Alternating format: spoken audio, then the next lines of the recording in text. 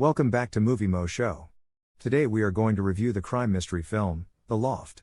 If you like our content, don't forget to like and subscribe. We upload multiple times daily. A posh apartment is shared by 5 married men, who use it to covertly meet their individual mistresses. The men start to suspect one another after a murdered woman's body is discovered in that loft because they are the only ones with access to the building. The plot is revealed through flashbacks that are woven into present-day situations. The 5 guys are: architect and designer of the structure where the loft is located is Vincent Stevens. He offers to the 5 buddies at first that they use the loft as a private refuge. He is married to Barbara and the father of their children. The other men set him up to be blamed for the crime. Dr. Chris Vanawan, a psychiatrist who is Philip's half-brother and is married to Allison. Zoe is Chris and Philip's half-sister. Chris is the last of the men to accept a key and the one who is most hesitant to propose an idea, yet, he eventually does so because he is attracted to Anne, who will later become his mistress. Chris provides in his key as evidence that he does not share the loft with other women after and cautions Chris not to fall in love with her since she is a prostitute. Ellie Secord, a diabetic who requires insulin, is married to Luke Secord. He first summons Vincent and the others over after finding the deceased in the loft. Later, the cops imply that Luke is drawn to Vincent because he secretly records the men's actions in the loft. Heavy drinker and blatant lecher, Marty Landry. When the lady Marty slept with while on a business trip arrives at his house, he and his wife Mimi split up. Chris's half-brother Philip Williams, who recently wed Vicky, the sole child of a wealthy real estate developer who also happens to be Philip's boss, is related to Chris by virtue of their shared mother. Drug user Philip, who was raised in a troubled home by an abusive father, is very protective of his younger sister Zoe.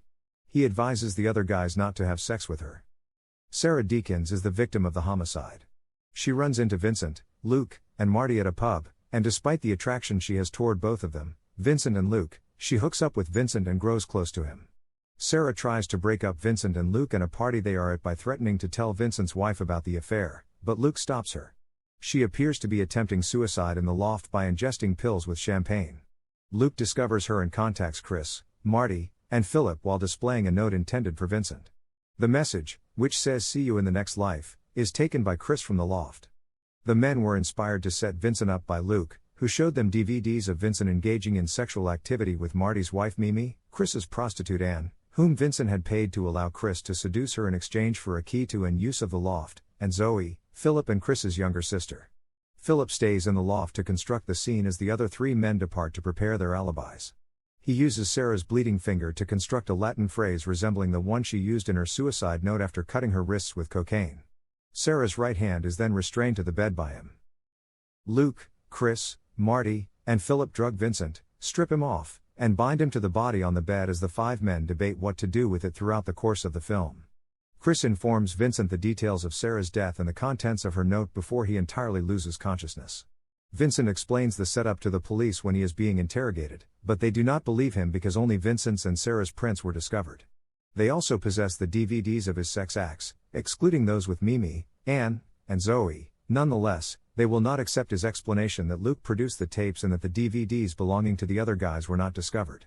All 4 men have alibis for that morning, according to the police, including Chris, Luke, Marty, and Philip, who has an alibi from his father-in-law, who was blackmailed with information about his own cheating. Philip knew Vincent used that same information to blackmail his father-in-law to be awarded a contract on a project. Chris and Luke were seen having breakfast together, and Marty was at his office. Chris is freed from questioning when Detective Huggins informs him that Vincent has been detained on suspicion of murder. Chris is taken aback because he had assumed that Vincent would only be charged with Sarah's suicide.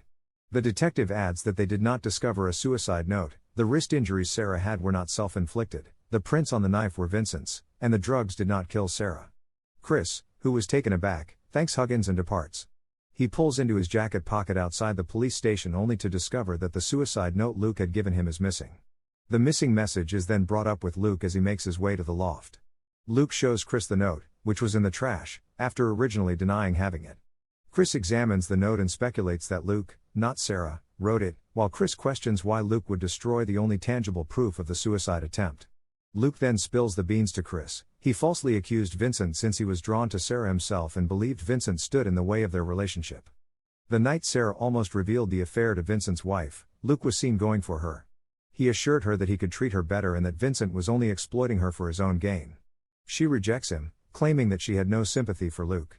Luke turns around in pain to discover that his wife overheard him speaking to Sarah.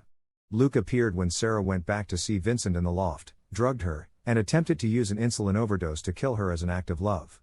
Using the pills, champagne bottle, and suicide note, he then staged his own suicide. Chris then informs him that Sarah wasn't already dead when they left her with Philip, so Vincent is now facing murder charges. Then Luke claims that technically Philip killed Sarah and that he will make things right. Luke confronts Chris with a kitchen knife as he tells him there will be no more cleaning. Sirens can be heard, and Chris claims that it is finished after calling the police and explaining everything. He struggles with Luke and steals the knife from him. Luke apologizes to Ellie and his family, and Chris is instructed to notify them. Luke then hangs himself from the loft's balcony. 6 months later, Chris is divorced and has joint custody of his children. Mimi and Marty have made up. Philip is going to court for manslaughter. After leaving a pub, he runs into Anne, who asks if he wants the loft key he gave her so they could meet. Chris notes that the lock would not open the loft, where Vincent now resides, because that is all his wife left him after their divorce. Anne responds that the city councilor was not the only thing she gave up, hinting that she is no longer in that line of business, as Chris reveals that he heard and leave the councilman, one of her clients, as a prostitute. As the scenario ends, Anne invites Chris to go get a cup of coffee with her. Thank you for watching, and don't forget to like and subscribe.